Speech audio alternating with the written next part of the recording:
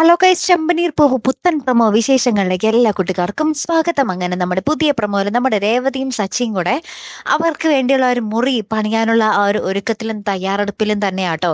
അപ്പൊ അതിനുവേണ്ടി വീടിന്റെ മുകളിൽ കുറെ ഇഷ്ടികയൊക്കെ കൊണ്ട് ചായച്ച് വെച്ച് ഇവരിങ്ങനെ അവരുടെ ആ ഒരു സ്വപ്നങ്ങളൊക്കെ നെയ്ത് കൂട്ടുക. അപ്പുറത്ത് നമ്മുടെ ശ്രുതിയാണെങ്കിൽ ആ ബിസിനസ് നടത്തി കടം കയറിയ ഒരു അവസ്ഥയിലായി. അപ്പൊ ഇത് നമ്മുടെ ചന്ദ്രമതിയോട് വന്ന് പറയുന്നുണ്ട്, എനിക്ക് അത്യാവശ്യമായിട്ട് കുറച്ച് പണം വേണോന്ന്.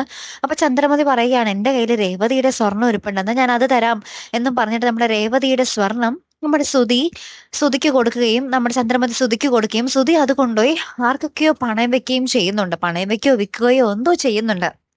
പിന്നീട് നമ്മുടെ രേവതിക്ക് എന്തോ സംശയം തോന്നി. ഇങ്ങനെ ചോദ്യം ചെയ്യുന്ന നമ്മുടെ ചന്ദ്രമതി ചോദ്യം ചെയ്യുന്ന ഒരു നിമിഷങ്ങളിൽ തന്നെ കേട്ടോ കൂട്ടുകാരൻ നമ്മുടെ പ്രൊമോ അവസാനിക്കുന്നത്.